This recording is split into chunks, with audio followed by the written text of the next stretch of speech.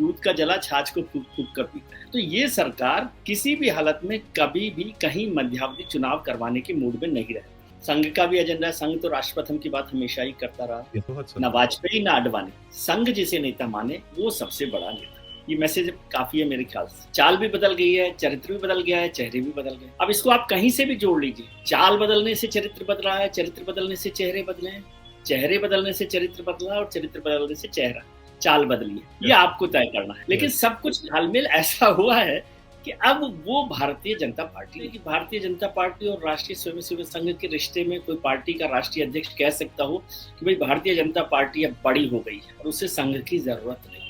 ये वही भारतीय जनता पार्टी है जो जब मौका होता है तो ये कहती है कि वो एक व्यक्ति एक पथ। नमस्कार, मैं हूं संजीव श्रीवास्तव। आप देख रहे हैं 4 PM न्यूज नेटवर्क। मित्रों, इन दिनों जमकर इस बात की गूंज हो रही है कि भारतीय जनता पार्टी को आखिर हुआ क्या है। राष्ट्रीय स्वयंसेवक संघ खामोश क्यों है और जो भारतीय जनता पार्टी जिन नेताओं पर, जिन कार्यकर्ताओं पर नाज किया करती थी, वो बेलगाम क्यों हो गए, बदजुबान क्यों हो गए। और इसके साथ साथ एक बहुत अहम प्रश्न है कि जो ये सब चल रहा है तो इस पर आला कमान खामोश क्यों है। और इसके साथ साथ हम देख या पा रहे हैं कि प्रधानमंत्री नरेंद्र मोदी जी ने 26 मई 2014 को पहली बार इस पद को संभाला था और अब 26 मई 2025 है, 11 वर्ष हो चुके हैं। और इस दौर में बहुत सारी चीजें, बहुत सारी बातें हुई। अभी जो विषय है, खासकर इस वक्त जो देश जिस दौर से गुजर रहा है, उसमें जो पहलगाम में आतंकवादी नरसंहार हुआ, उसके बाद ऑपरेशन सिंदूर और उसके बाद सीज फायर, और सीज फायर को भी अब 22 दिन के लगभग का वक्त हो रहा है। तो इन सब दौर में जो कुछ चल रहा है, और खुद मोदी जी देश के सामने वो प्रकट हुए थे, आए थे, उन्होंने देश को संबोधित किया था 12 मई को, जब 10 मई को सीज फायर हुआ था। और उसके बाद से जो विपक्ष कुछ प्रश्न उठा रहा है, कुछ सवाल हो रहे हैं, तो उनके जो उत्तर हैं, जो विपक्ष की ओर से निकले हैं, खासकर चाहे वो कूटनीतिक कहीं कुछ प्रश्न है उस मोर्चे के, या विदेश नीति से जुड़े प्रश्न, या और भी जो है पॉलिटिकल जो सवाल हैं। हमारी सेना ने तो एक अपना पराक्रम दिखाया और पाकिस्तान को बता दिया कि हम क्या कुछ हैं, तो उन पर बात है। और अभी जो मोदी जी बीते कुछ वक्त से हम देखें तो पहले वो राजस्थान के बीकानेर पहुंचे हुए थे, वहां वो जिस अंदाज में पेश आए और जो एक फिल्मी अंदाज था, उनके जो संवाद थे, चर्चाओं में है। मोदी जी 2 दिन से गुजरात में थे और गुजरात में जो कुछ हुआ वो देश ने देखा। जो वहां उन्होंने बातें की उसको लेकर भी बहुत सारे कहीं ना कहीं चर्चाएं हैं, और अब वो बिहार भी जा रहे हैं। वो सब तो ठीक है, लेकिन जो मूल प्रश्न है कि भारतीय जनता पार्टी को हुआ क्या है और राष्ट्रीय स्वयंसेवक संघ खामोश आखिर क्यों है। तो इन्हीं सब जो मसले हैं, मुद्दे हैं, इन पर चर्चा करने के लिए चलेंगे एक बेहद बेहद खास मेहमान के पास। और बता दूं कि टीवी की दुनिया का एक बहुत जाना पहचाना चेहरा, एक नाम, और साथ साथ वो अपनी एक शानदार विश्लेषण, शानदार टिप्पणियों के लिए पहचाने जाने जाते हैं। पहले मैं जोड़ता हूं, जुड़ गए हमारे साथ हैं, अब मुझे बताने की वैसे आवश्यकता नहीं, विजय त्रिवेदी जी हैं।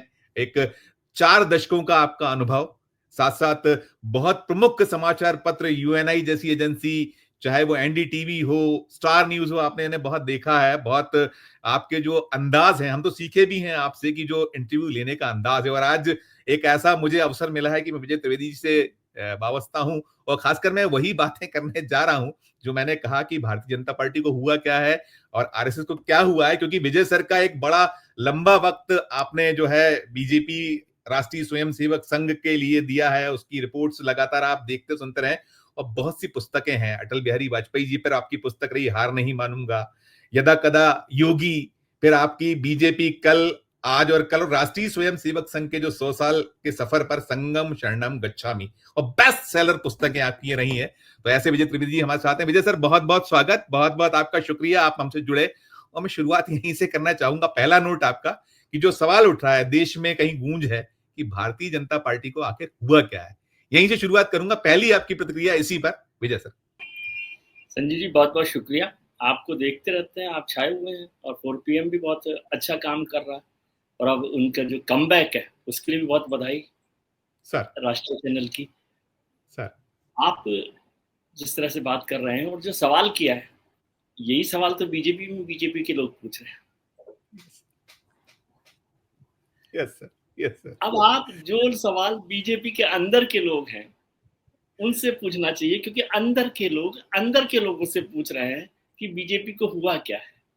अंदर की जानकारी ज्यादा आप रखते हैं, बहुत चीजें आप तक पहुंचती हैं, तो इसलिए मेरे दर्शकों को वो चीजें आपकी आखिर हुआ क्या है, आपकी अपना विश्लेषण, आपकी अपनी क्या इस पे टिप्पणी। आप मध्य प्रदेश में बैठे हैं, मध्य प्रदेश भारतीय जनता पार्टी का गढ़ रहा है, ठीक है, मतलब सबसे ज्यादा मजबूत ताकत से, अगर गुजरात को छोड़ दे, गुजरात को बाद में उस तरह से मजबूती मिली, लेकिन मध्य प्रदेश सबसे शुरुआती दौर से भारतीय जनता पार्टी का गढ़ रहा। और बीजेपी का जो ओरिजिनल कैरेक्टर है वो मध्य प्रदेश से निकल कर आता है। कुशाभाऊ ठाकरे का वहां पर बड़ा नाम रहा। तो अब क्या होता है कि आप मार्केट को देखते हैं, मार्केटिंग में क्या होता है कि एक प्रोडक्ट चल रहा होता है तो उसकी ब्रांडिंग के लिए नए नए प्रोडक्ट्स बनाए जाते हैं। प्रोडक्ट का कंटेंट तो होता है लेकिन ब्रांडिंग नहीं होती। तो अब ये नई ब्रांडिंग वाली बीजेपी है। अभी मध्य प्रदेश में जितनी घटनाएं आपने की हैं मध्य प्रदेश में बीजेपी में, सर हो सकता है वो ज्यादातर लोग आपके मित्र हों सर लेकिन अब उन पर क्या मैं चर्चा करूं। मैं आज चर्चा कर रहा था कि मुझे याद आता है लालकृष्ण आडवाणी,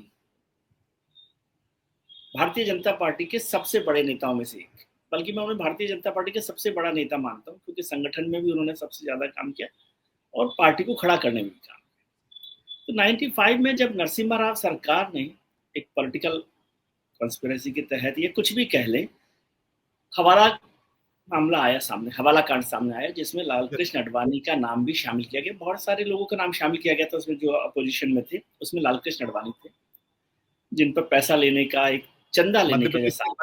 कमलनाथ जैसों का नाम था जिन्होंने फिर पत्नी को चुनाव लड़ाया था। खुराना जी का भी नाम था, बहुत सारे नाम थे, लेकिन लालकृष्ण आडवाणी थे। लालकृष्ण आडवाणी का जिक्र करना इसलिए जरूरी है कि जैसे ही उनका नाम आया, उन्होंने सबसे पहले इस्तीफा देने का ऐलान किया। और सिर्फ इस्तीफा देने का ऐलान नहीं किया, उन्होंने कहा कि जब तक मैं इससे साफ नहीं निकल जाऊंगा, पाक साफ नहीं होगा, तब तक मैं संसदीय राजनीति में हिस्सा नहीं लूंगा। तब तक कोई चर्चा भी नहीं होती। पार्टी में भी और लोगों ने भी कहा कि ये सब तो आरोप चलते रहते हैं, पॉलिटिकल आरोप, इसमें इस्तीफा देने की बात नहीं। उन्होंने इस्तीफा दिया और संसदीय राजनीति से भी दूर रहने की बात की। उसका नतीजा ये हुआ कि 1996 में जब भारतीय जनता पार्टी की पहली बार सरकार बनी, अटल बिहारी वाजपेयी जी के नेतृत्व में 13 दिन की, तो उसमें लालकृष्ण आडवाणी मंत्री नहीं थे। बहुत सारे लोगों को हैरानी हो रही होगी, लेकिन नहीं पता होगा उनको, क्योंकि 96 का चुनाव आडवाणी जी ने नहीं लड़ा था सर। और उस समय पार्टी का, खासतौर से आडवाणी जी इस पर बात पर बहुत जोर देते थे कि पार्टी की पहचान, जो पार्टी विद डिफरेंस कहा जाता था, यस सर, और उसका एक स्लोगन था, चाल, चरित्र और चेहरा। बिल्कुल। अब 25 साल 30 साल बाद तो सब कुछ बदल गया। Yes sir. चाल भी बदल गई है, चरित्र भी बदल गया है, चेहरे भी बदल गए। अब इसको आप कहीं से भी जोड़ लीजिए, चाल बदलने से चरित्र बदला है, चरित्र बदलने से चेहरे बदले हैं, चेहरे बदलने से चरित्र बदला और चरित्र बदलने से चेहरा, चाल बदली है। ये आपको तय करना है। लेकिन सब कुछ घालमेल ऐसा हुआ है कि अब वो भारतीय जनता पार्टी नहीं। बहुत सारे लोग कहते हैं आप पुराने लोग हैं इसलिए वहीं पर चल रहे हैं, समय तो आगे निकल गया, रफ्तार आगे निकल गई, ये भी ठीक है। उस समय भारतीय जनता पार्टी में इस बात पर जोर दी जाती थी कि एक स्वच्छता बनी रहे, चरित्र बना रहे पार्टी में, तमाम चीजों। आप यदि 1996 का अटल बिहारी वाजपेयी का वो भाषण है विश्वास मत पर, वो सुन लीजिए एक बार। बिल्कुल बिल्कुल। इसमें वो कहते हैं कि चिमटे से भी नहीं पकड़ूंगा मैं वो जो वोट, मैं उस सरकार को नहीं छूंगा जिसमें भ्रष्टाचार हो। और वो कहते हैं कि भाई जो है बदनामी से बेहतर है कि मर जाना। Yes sir, yes. अब तो आप तो बहुत पढ़े लिखे विद्वान लोग हैं, आपको पता ही नहीं कि कब कब किस किस जगह पर भारतीय जनता पार्टी ने कैसे सरकारें बनाई हैं, किन किन लोगों को तोड़ा गया है। मध्य प्रदेश का उदाहरण है आपके पास बड़ा, यस यस, है ना। तो वो बदल गया। अब भारतीय जनता पार्टी में जीत प्रमुख है, सरकार बनाना प्रमुख है, उम्मीदवारों का चयन, नेताओं का चयन, फैसलों पर फैसला करना, ये सब सरकार में रहने के पर तय होता है, उसके आधार पर तय होता है। उसके लिए कब किसका इस्तीफा देना है, कब किसका इस्तीफा लेना है, कब किस सरकार के साथ चलना है, कब किस सहयोगी दल को साथ रखना है, नहीं रखना है, ये सारी चीजें हैं जिन चीजों पर भारतीय जनता पार्टी में बड़ा बदलाव आया। और अब वो देश की सबसे बड़ी पार्टी हो गई है। क्या आप सोच सकते हैं कि भारतीय जनता पार्टी और राष्ट्रीय स्वयंसेवक संघ के रिश्ते में कोई पार्टी का राष्ट्रीय अध्यक्ष कह सकता हो कि भाई भारतीय जनता पार्टी अब बड़ी हो गई है और उसे संघ की जरूरत नहीं है, और वो अध्यक्ष एक के बाद एक बार एक्सटेंशन लेता रहे। भारतीय जनता पार्टी के इतिहास में इतने एक्सटेंशन तो कहीं नहीं हुए। नहीं हो, कभी नहीं, कभी नहीं। ठीक है, ये वही भारतीय जनता पार्टी है जो जब मौका होता है तो ये कहती है कि वो एक व्यक्ति एक पद। एक पद में ये भी कहना था कि एक व्यक्ति एक पद के बाद दो पद रखे हैं, वो जिनके बारे में आप जिक्र कर रहे हैं, जेपी नड्डा साहब के बारे में, तो मोदी सरकार अब में। जी जी, इस पर आप कैसे चर्चा करना चाहते हैं? तो ये बहुत सारी चीजें, लेकिन उसमें प्रमुख है कि सत्ता में रहना जरूरी है, और वो जरूरी भी है क्योंकि सत्ता में नहीं रहेंगे तो संगठन या उद्देश्य, क्योंकि ये कहा गया कि जब अपना उद्देश्य हासिल करना है तो उसके लिए सत्ता में रहना जरूरी है। बिल्कुल बिल्कुल। मैं दर्शकों आपको बता दूं कि विजय सर ने बहुत सारी यात्राएं कई प्रधानमंत्रियों के साथ की हैं, और आप, मैंने जैसे कहा भारतीय जनता पार्टी, राष्ट्रीय स्वयं, वो मैंने पुस्तक का जिक्र भी किया, वो 100 साल को लेकर, और जो बेस्ट सेलर जो बुक रही है। तो विजय सर, आपने अब 11 वर्ष हो गए हैं मोदी जी को, आपने बहुत कुछ कह दिया आपके ओपनिंग रिमार्क में। अगर पुरानी जो बात, आपने अटल जी की बात कही, अटल जी को देश जानता, अडवाणी जी की बात की, पहले अटल और आडवाणी की बीजेपी थी, आज मोदी और शाह की भारतीय जनता पार्टी है। तो ये जो 11 वर्ष हैं, और 11 वर्ष में जो अभी जो हाल ये तीसरा टेन्योर है, इसमें और क्या क्या क्षरण, क्या क्या आप देखते, क्योंकि आपसे निकटता से ज्यादा देखा नहीं, आप जो जो वहां दिल्ली में बैठे हैं, जो हम लोगों के कह लीजिए कि हम तो आपको, हमारे आइकॉन है आप लोग, हम आपको देख देख कर नहीं नहीं, सीखे भी। वो बात नहीं तो है। देखिए, इस एक तो सबको ये देखते हुए, समझना चाहिए, जी जी जी, ये तो क्या समझना आप चाहिए कितना क्षरण, कितना क्या क्या आपको लगता है कि कहाँ है आपने, क्योंकि जो चीजों को देखा है उस पर थोड़ा सा आपका नोट है। देखिए, शरण से पहले एक बात कर दूं कि लोग कहेंगे कि आप केवल ये कह रहे हैं पार्टी कहाँ आगे बढ़ी, ये भी तो देखिए इस नेतृत्व में। जी ठीक है, जी, आज 20 राज्यों में वो सब मिलाकर सरकारों के अंदर है, राइट सर, राइट 240 एमपीज हैं 303 के बाद, और जी, संघ का और भारतीय जनता पार्टी का जो एजेंडा था उसे मोटे तौर पर भारतीय जनता पार्टी की मोदी सरकार ने पूरा किया। ठीक, वो राम मंदिर निर्माण का हो, वो जी, 370 को हटाने का हो, वो 3 सब, तलाक का हो, वो सीएए को लेकर, कानून को लेकर हो, और अभी यूसीसी पर भी बहुत काफी काम हो गया है, तो वो हो रहा हो। तो जी, क्या आप इसको शरण कहेंगे कि भारतीय जनता पार्टी अपने एजेंडा पर आगे बढ़ रही है? ठीक, इसको एक ताकत के तौर पर मैं यूं देखता हूं कि अक्सर हम लोग पार्टीज के मैनिफेस्टो को केवल जिस दिन वो प्रेस कॉन्फ्रेंस होती है उस दिन देखने के लिए काम में लेते थे, और फिर अगली बार चुनाव के लिए काम में लेते थे, समझते थे कि ठीक, इसमें से तो कुछ नहीं होने वाला। लेकिन भारतीय जनता पार्टी ने अपने एजेंडा पर काम को पूरा किया, ठीक, और उसमें खास तौर से राष्ट्रीय स्वयंसेवक संघ के एजेंडा को पूरा किया है। ठीक है, जो उनका एजेंडा है। तो ठीक, भाई साहब, ऐसा है कि दूध देती गाय हो तो आप जानते हैं फिर, ठीक, ठीक, ठीक, है ना? इसलिए जो जरूरत है उस पर काम करना होता है। मैंने अपनी एक किताब में, मुझे याद नहीं आ रहा किस किताब में, जिक्र किया था भारतीय जनता पार्टी के आज देश भर में 500 से ज्यादा कार्यालय हैं, सभी जगह में बन गए हैं। मध्य जी, प्रदेश में तो बहुत खूबसूरत बनवाया आपने, और जिलों में भी अच्छा बनवाया, और उसमें अमित शाह जी की बड़ी भूमिका रही। उन्होंने कहा अच्छे कार्यालय बनाए जाएं और ईमानदारी पांच से बनाए सितारा, जाएं। पांच सितारा, पांच सितारा, मैंने, आपने जो कहा, आपने देखिए, आपने मध्य प्रदेश को जो शुरुआत की थी, ये निश्चित तौर पर कुशाभाऊ ठाकरे जी, पितृ पुरुष जो बीजेपी जिन्हें कहती है, और हमने वो दौर भी देखा, मैंने भी कुछ यात्राएं, मुझे उनको कवर करने का सौभाग्य मिला, और भी चाहे सुंदरलाल पटवा हो या और भी बड़ा बड़ा, मध्य प्रदेश छत्तीसगढ़ एक था, और वो चने फुटाने वाली पार्टी कहलाती कि चने फुटाने खा लीजिए, और जैसे तैसे कहीं एकाध आदत गाड़ी मिल गई तो लंबी लंबी यात्राएं, और किसी कार्यकर्ता के यहाँ नाश्ता हो गया, किसी के यहाँ चाय हो गई, किसी के यहाँ खाना हो गया, इस दौर को। लेकिन अब 5 सितारा 7 सितारा कल्चर है।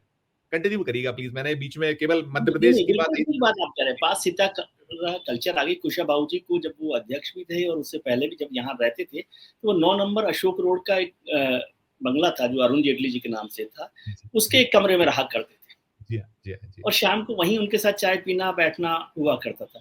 जी, लेकिन अब कुशाभाऊ जी के तरीके से उम्मीद करना तो कुछ ज्यादा ही हो जाएगा, कुछ ज्यादा हो जाएगा, मैं एग्री। है ना?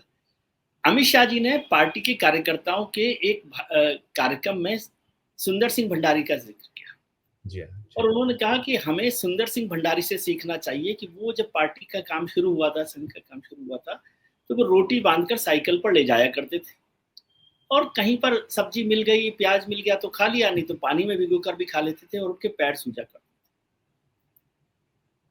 क्या ये उदाहरण आज दोबारा से दिया जा सकता है?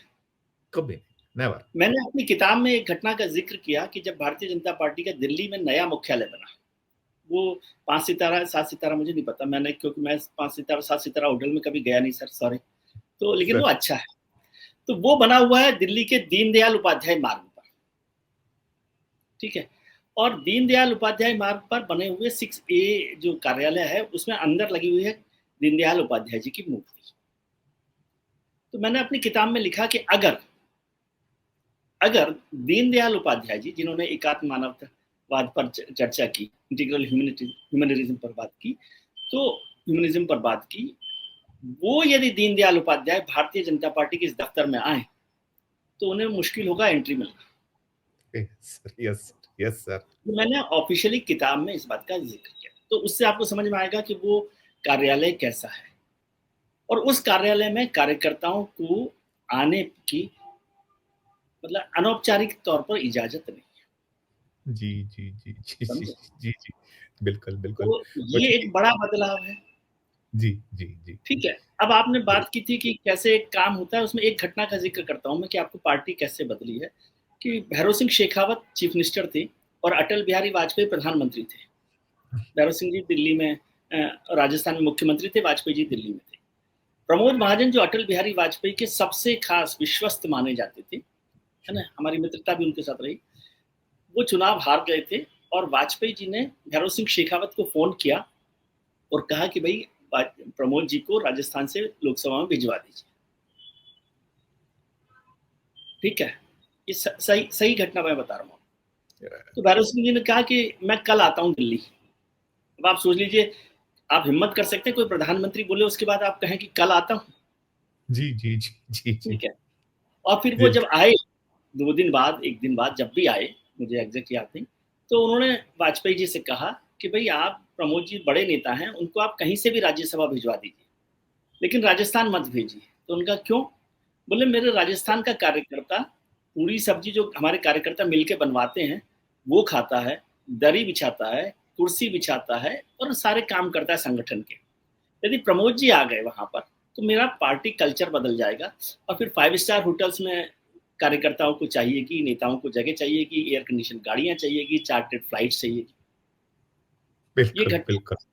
समझे 98 की घटना है। जी हाँ जी अब जी। आज आप सोच लीजिए, भैरव सिंह जी ने उस समय सोचा था, आज तो आप पार्टी के दफ्तर में जाएंगे तो सबसे बड़ा ऑफिस है जहां पर चार्टर्ड फ्लाइट्स की पूरा प्लान लगा रहता है।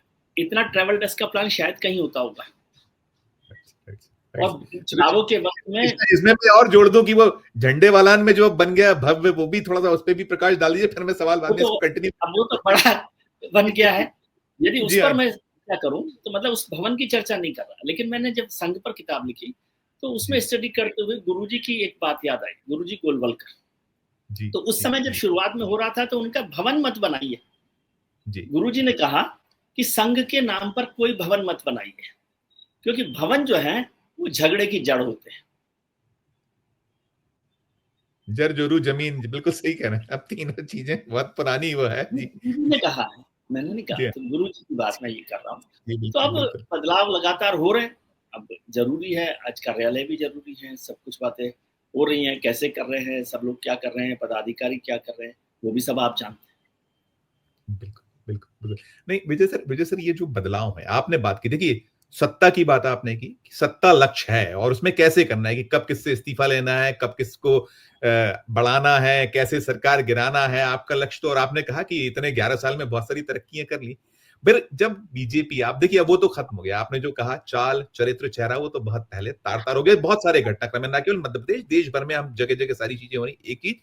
और दूसरी जो संघ का जो एक रहता था कि वहां से कहीं ना कहीं संचालन कुछ चीजों का होता था और जहां जब कोई गड़बड़ करे तो अब ये सब जो चीजें टूटी हैं, एक ये, और दूसरा कि जो हम देखते हैं, आपने तो जैसे मैंने कहा बहुत सारे प्रधानमंत्रियों के साथ आपने यात्राएं भी की हैं, सब चीजें देखी हैं। और मोदी जी का भी एक दौर या वाकया था जो बहुत चर्चित रहा, आप जब कर रहे थे और कुछ तल्ख सवाल था तो फिर आप वहां शायद जहां से छोड़ दिया गया था या उतार दिया गया था, क्या कुछ था हैं। वो वो तो सारा। छोड़िए, निजी चीजों की चर्चा छोड़िए, जी जी लेकिन जी उनके जी, साथ नहीं चलिए बहुत चलिए मैं संपर्क उसको रहा। उसको जी हाँ जी। जी हाँ जी हाँ। तो ये जो अगर हम करें कि ये जो बीते 11 साल, 11 में अभी जो तीसरा टेन्योर है, इस टेन्योर में जितनी 240 के बाद आपने कहा ना 303 या पहला टेन्योर पूर्ण बहुमत था, अब इसके बाद से जो 282।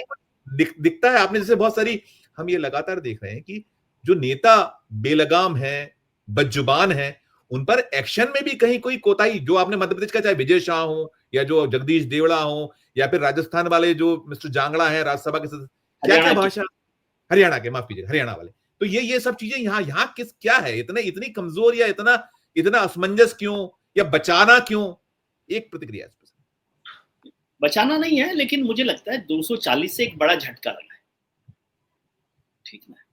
आप अच्छे भले चल रहे हो, दौड़ रहे हो संजीव जी, और बहुत अच्छा खेल कर रहे हो, प्रदर्शन कर रहे हो, और अचानक किसी दिन हार्ट अटैक का कोई दर्द सीने में हो और एंजियोप्लास्टी करा लें, तो फिर आप बच बच कर चलते हैं। एंजियोप्लास्टी से आप चल तो रहे हैं, लेकिन फिर आपको ध्यान रखना होता है, इस चीज को करना है, इस चीज को नहीं करना है, इस चीज को करना है, इस चीज पर नहीं करना। जब आप 303 पर होते हैं तो आप एक छत्र राज्य में होते हैं कि कोई कुछ नहीं कह सकता, कोई सवाल करने की हिम्मत नहीं कर सकता।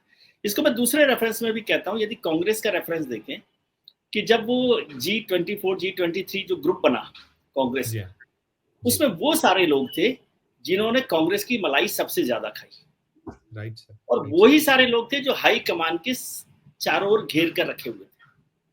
लेकिन जब 10 साल 2004 से 2014 तक सरकार रही, तब उन्हें हाई कमान पर कोई सवाल खड़े करने की हिम्मत नहीं। लेकिन जब सरकार चली गई और लगा कि अब कोई व्यवस्था नहीं हो सकती, तो सवाल खड़े किए गए। तो ये भी सत्ता का चरित्र है कि जब आप इस तरह की स्थिति में आ जाएं, आप कमजोर हो जाएं, तो फिर देखिए आप आईएएस बन जाते हैं। अच्छा, पहले तो आप थे गरीब घर के, तो माँ जो खिलाती थी वो खाते थे। अब पढ़ के माँ ने पढ़ा दिया आपको, आप बन गए आईएएस, तो क्या आपको माँ वैसे की वैसे कह सकती है? छुपा है, बहुत कुछ छुपा है, आप जो कह रहे हैं बिल्कुल छुपा है। नहीं देखिए, आपने जो आपका था शुरू में, जो एक आपने ओपनिंग था कि आधा ग्लास भरा है आधा खाली है, उनका लक्ष्य है कि कितना हम भगवाकरण करते चले जाएं, लेकिन वो ये भी कहते हैं नेशन फर्स्ट। मैं सीधे प्रधानमंत्री जी की बात करूं और उन पूरी की पूरे दल की बात करूं, और राष्ट्रीय स्वयंसेवक संघ तो है ही कि राष्ट्र प्रथम सारी चीजें हैं। तो अब यदि हम देखें, जो हम जिस बात कर रहे थे, चाहे वो पहलगाम में जो आतंकवादी नरसंहार हुआ जिसमें 26 निर्दोष हमारे पर्यटक मारे गए, फिर सीज फायर हुआ, फिर उसके बाद जो है ट्रम्प साहब जिस तरीके की भाषा बोल रहे हैं, ऑपरेशन सिंदूर था, इन सब के बीच में जो अभी हो रहा है, जिस तरीके की भाषा है, और फिर कहां नेशन फर्स्ट इसमें नजर आता है।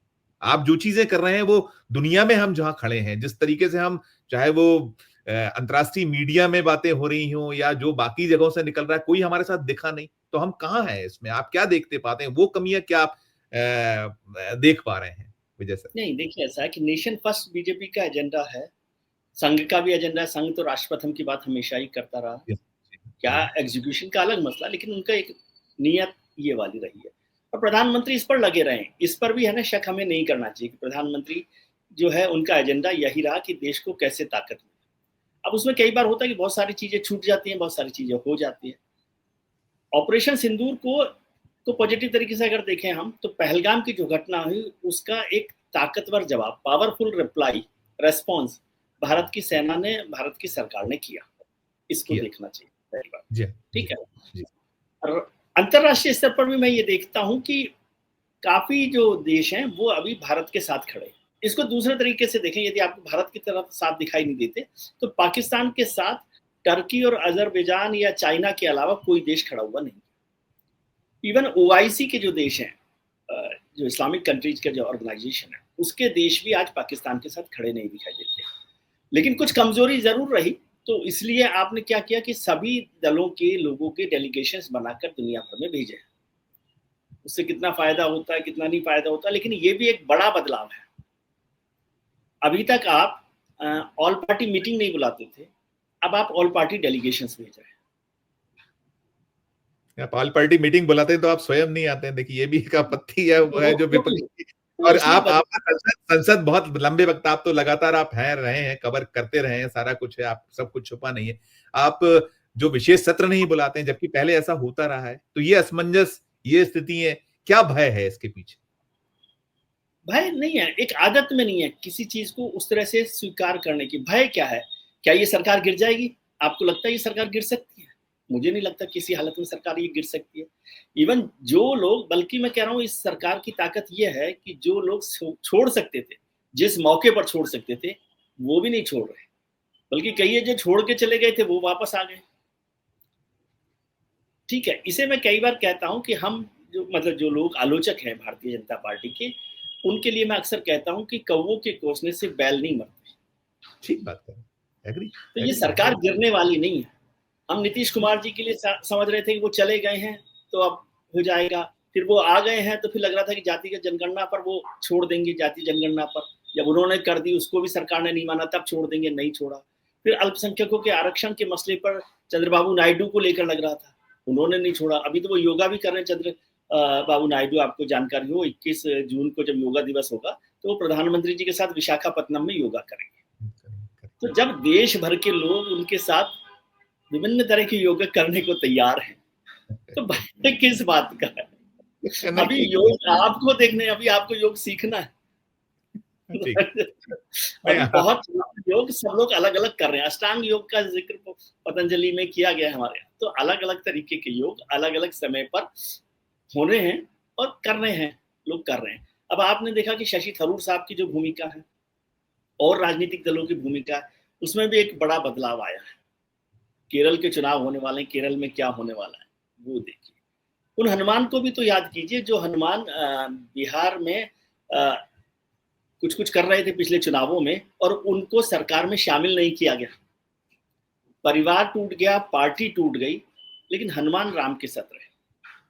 ठीक नहीं, आपने बात की नीतीश कुमार जी की, तो अभी कहीं ये भी हो रहा है जिस तरीके से, देखिए मोदी जी की तो अपनी शैली है, उनका लक्ष्य बिल्कुल अलग रहता है। वो कोई आपने देखा चिंता विंता करते नहीं है, कोई हो विपक्ष हो, कोई हो संघ हो, अपने हिसाब से करना है, चलना है। अभी जो फिल्मी अंदाज जो है उनका कि वो कभी वो कहते हैं कि गोली होगी तो गोला करेंगे, फिर वो कहते हैं कि आप रोटी नहीं तो फिर हमारी गोली खाइए, ये जो चीजें हैं। और फिर कल उन्हें चाइना वाला कर दिया, या बिना नाम ले लिया था वो छोटी आंखों वाले गणेश, और साथ साथ कहीं उन्होंने कहा विदेशी सामानों का बहिष्कार। तो कुछ कठिनाइयां भी हो रही हैं सबसे, कुछ थोड़ा इसका उल्टा भी हो रहा है कि उसमें सवाल कभी 26,000 करोड़ की डील कैंसिल करी उत्तर प्रदेश के साथ, जो अभी किया है चाइना ने किया है। तो ये जो चीजें हैं, और इसमें तुलना ये भी हो रही है कि जैसे उधर कहीं वो तो कहीं ना कहीं नीतीश कुमार साहब के साथ थोड़ी तकलीफ दूसरे किस्म की है, लेकिन मोदी जी की जो भाषा या जो शैली या जिस तरीके उनके आ रहे हैं, कहना कहीं मोदी जी को वो नीतीश कुमार जी वाला रोग तो नहीं लग गया फिलहाल जो बोलने वाले पे? इसको लेकर आप क्या कहिएगा? नीतीश कुमार जी की व्यवस्था अलग है, उस पर मैं निजी मामलों पर चर्चा नहीं करता, लेकिन प्रधानमंत्री का ये स्टाइल है कि वो दबंग तरीके से बात करते हैं और वो नियो नॉर्मल है उनका। ये नियो नॉर्मल जो है, जिसे न्यू नॉर्मल आप कहते हैं, नया जो भारत है, उसमें वो हर बात को दमदार तरीके से कहते हैं। जब आपने सर्जिकल स्ट्राइक की तो बहुत सारे लोगों ने कहा कि भाई पहले की सरकारें भी सर्जिकल स्ट्राइक करती नहीं, ठीक है, लेकिन उस सरकार ने सर्जिकल स्ट्राइक की और उसको दमदार तरीके से खड़ा किया। और एक जो खास नए नेतृत्व में जो बात आई है वो ये है कि वो आपको घेरने में माहिर है। वो राष्ट्रपथम पर हैं, आप ऑपरेशन सिंदूर पर हैं, तो ऑपरेशन सिंदूर पर आपको उनके साथ खड़ा होना है, क्योंकि देश के साथ खड़ा होना है। लेकिन वो ऐसी भूमिका बनाकर रखते हैं जो नेतृत्व है कि यदि आप कोई सवाल करेंगे तो आप राष्ट्रप्रथम से राष्ट्रद्रोही पर आ जाएंगे।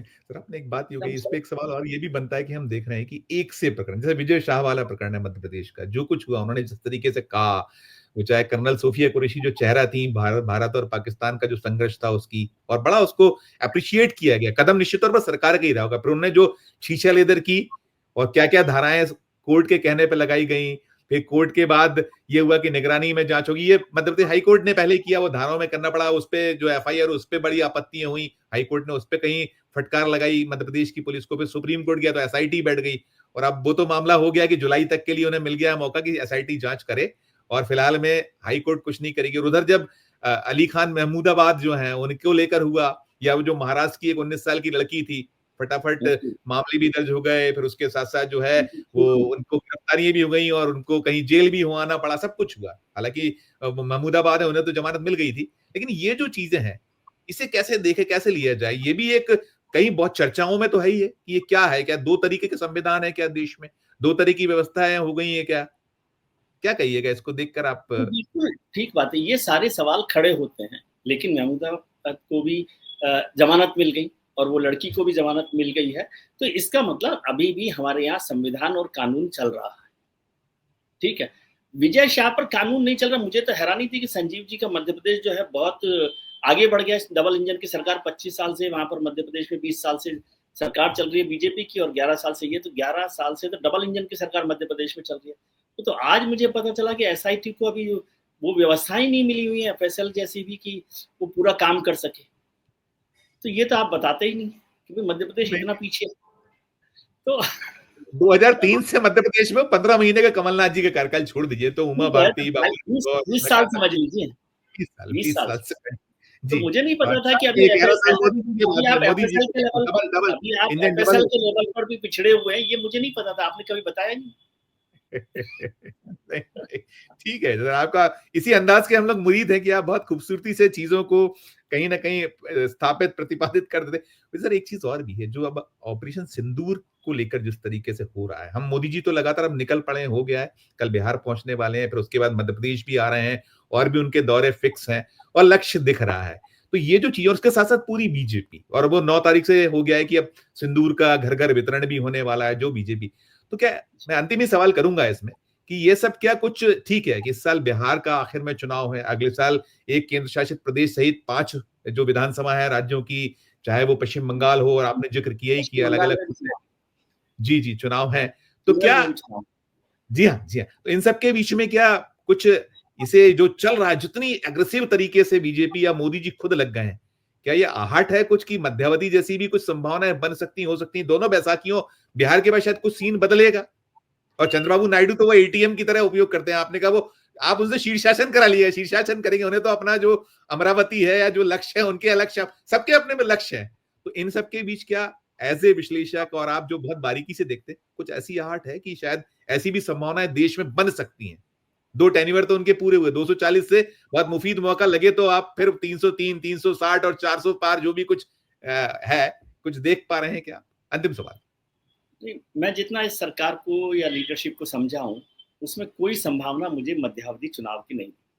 सर आपको याद हो 2024 के चुनावों से पहले भी ये चर्चा बहुत होती रही थी कि पहले करवा लेंगे चुनाव, तब भी मैंने कहा था कि वो आखिरी दिन तक चुनाव नहीं करवाएंगे। और वैसे भी कहा जाता है कि दूध का जला छाछ को फूक फूक कर पीता है। 2004 में यही हुआ था।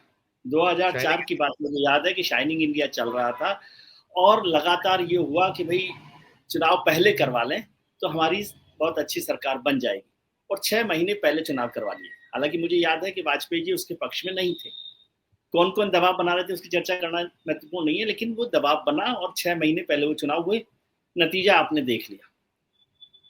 तो ये सरकार किसी भी हालत में कभी भी कहीं मध्यावधि चुनाव करवाने के मूड में नहीं रहती।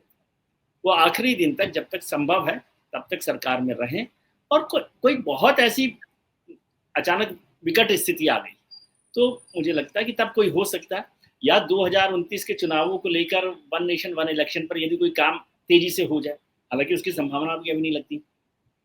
अभी तो जनगणना नहीं हुई है, जनगणना होगी तो फिर डिलिमिटेशन होगा तो सीट्स का नंबर बढ़ेगा, ये सब तमाम चीजें होनी है। इसलिए अभी मुझे नहीं लग रहा कि, और आज की तारीख में यदि आपने ये सवाल किया, इसका मतलब आप समझ रहे हैं कि ये सरकार बहुत अच्छा परफॉर्म कर रही है। यदि संजीव सवाल करते हैं कि आप जो देखिए भावनात्मक आपने कहा ना कि जो मोदी जी जिनको समझाना चाहते हैं वो तो समझते हैं सर। देखिए हर मैं तो हम घरों में ही अब डिफरेंसेस होने लगे कि अरे आप कैसी बात करते हैं, वो जो कर रहे हैं ये सही कर रहे हैं, तो वो एक मौका होता है। इसके साथ एक सवाल और मैं करूंगा, छूट जाएगा अच्छा नहीं होगा, वो कि अब 100 साल संघ को हो रहे हैं और 75 साल की उम्र को लेकर भी बहुत सारी चर्चाएं और सब होती, तो जो आपका दोनों जगह, चाहे वो बीजेपी हो या राष्ट्रीय स्वयं सेवक संघ हो, जो आपकी डॉक्टरी है दोनों जगहों पर, तो इसको लेकर भी एक टिप्पणी हमारे दर्शकों के लिए जरूर कर दीजिएगा। ये भी खूब चर्चाएं तो होती तो ये भी एक नहीं, ये चर्चा होती है। और इस समय यदि आप देखें तो संघ प्रमुख जो है मोहन भागवत साहब और प्रधानमंत्री दोनों ही 75 साल के हो जाएंगे सितंबर में। दोनों का वहां 75 का फार्मूला नहीं है सर, वहां नहीं है, वहां नहीं है, यहाँ अभी बीजेपी में भी नहीं है, क्योंकि बीजेपी ने एक बार किया, बहुत सारे लोगों को विदा कर दिया, लेकिन उसके बाद आप सोचिए कि कर्नाटक में जो आपके पुराने मुख्यमंत्री थे उनको फिर से मौका मिल गया, केरल में तो 85 साल के श्रीधरन साहब को आपने ले लिया, और लोगों को भी ले लिया ताकि ये स्पेस बनी रहे कि संजीव जी ये ना बोले कि 75 साल पर आपने सबको बाहर निकाल दिया। और एक और मार्केटिंग का एक और वो होता है स्ट्रेटेजी, संजय जी से पूछिएगा कि जो चीज सबसे ज्यादा चल रही हो जब, तो उसे बदलने का कोई कारण नहीं होता। बिल्कुल। अब बीजेपी के राष्ट्रीय अध्यक्ष में भी एक टिप्पणी कर जाइए सर, वो भी अब हम तो वो जो आपने कहा, हम बीच में आपने जो टिप्पणी की थी कि इतने एक्सटेंशन तो नहीं मिले, अब फिर हो रहा है कि शायद चुनाव होंगे, सुगबुगाहट जैसे पहुंचती है, मतलब सूत्रों से ही खबरें आती कि आप बिल्कुल निकट जल्दी जल्दी, तो वहां क्या उस स्तर पर क्या देख पा रहे? अंतिम सवाल, बिल्कुल आखिरी सवाल। बिल्कुल, देखिए उनको एक्सटेंशन मिलता रहा, और यदि आप कभी रिकॉर्ड देखेंगे बीजेपी का, तो वो सबसे सफल अध्यक्ष माने जाएंगे, क्योंकि उनके कार्यकाल में भारतीय जनता पार्टी को सबसे ज्यादा राज्यों में सरकार बनाने का मौका मिला है। तो आप बताइए एक सफल अध्यक्ष को हटाने का कोई कारण? लेकिन अभी मसला यह है कि मुझे लगता है कि अगले 2-3 महीनों में, 4 महीनों में, क्योंकि अभी ये फिर ऑपरेशन सिंदूर हो गया, तो उसके बाद कोई अध्यक्ष बन जाएगा। और इससे मेरी थोड़ी सी सहमति कम है कि ये शब्द वैसे ठीक है सरकारी और संगठन के तौर पे कि चुनाव होने वाला है, जिस दिन नाम तय हो जाएगा बस तिलक लगाना बाकी है, तिलक के इंतजार। चुनाव तो मैंने तो देखा नहीं भारतीय जनता पार्टी में कभी चुनाव हुआ हो अध्यक्ष का, कभी नहीं। नॉमिनेशन फॉर्म बनने को आप चुनाव कहते हैं तो ठीक है। नहीं, वो तो है। और इसमें ये भी क्लियर कर दीजिए कि अब क्या मतलब मोदी शाह साहब ही या कुछ राष्ट्रीय स्वयंसेवक संघ कुछ चाहता है, ऐसा कुछ भी देखते पाते हैं? क्योंकि मैं मोह नहीं छोड़ पा रहा हूँ, मैं आखिरी करते हुए 2-3 सवाल मैंने कर दिए। संघ की इच्छा को नजरअंदाज नहीं किया जा सकता। इसमें भी एक छोटा सा किस्सा सुना दूं मैं आपको, प्लीज। बिल्कुल। 2004 के बाद प्रमोद महाजन जी के साथ हम लोग बैठे हुए थे डिनर पर उनके घर पर, क्योंकि उस समय ही सारी कुछ चीजें चल रही थी, 2004 का खत्म हुआ था। तो मैंने प्रमोद जी से पूछा कि भारतीय जनता पार्टी का सबसे बड़ा नेता कौन है, अटल बिहारी वाजपेयी या लालकृष्ण आडवाणी? उस समय 2 बड़े नेता थे। जी हाँ। तो प्रमोद जी ने जवाब दिया कि जिसे संघ चाहे, बहुत ना वाजपेयी ना आडवाणी, संघ जिसे नेता माने वो सबसे बड़ा नेता। ये मैसेज काफी है मेरे ख्याल से। बहुत पर्याप्त है। और मुझे लगता है जो हम चाह रहे थे कुछ चीजें डिकोड करें, तो हमने यही सोच के आपसे आग्रह किया था, और आपने हमें बहुत माकूल वक्त दिया कि कोई दिक्कत नहीं है। और साथ साथ जितनी चीजें हैं आपने सब चीजों को उसमें निहितार्थ हमारे दर्शक निकालते रहेंगे। और जो विजय सर का अंदाज है, उस अंदाज में उन्होंने बहुत कुछ संदेश, बहुत कुछ जो डिकोड करना चाहते हैं वो सब कुछ कर दिया। विजय सर, आपने हमारे लिए वक्त निकाला, हमें इतना सारा वक्त के साथ में सब कुछ समझाया, अच्छा लगता है। और इतने अच्छे पत्रकार अभी देश में मौजूद हैं, ये देखकर भी अच्छा लगता है। मैंने कहा था हम लोग सीखते रहे आपसे और कोशिश करते रहे। मैंने कहा कोई गलती हो तो क्षमा कीजिएगा, लेकिन कुल मिलाकर आपने दर्शकों को बहुत सारी जो टिप्स हैं वो संकेतों में कहीं किसी तरीके से दे दिए, और वो अपने निहितार्थ निकालें, और जो आ रहा है वक्त उसमें बहुत चीजें क्लियर होती चलेंगी। पुनः बहुत बहुत शुक्रिया, बहुत बहुत आभार सर। Thank you.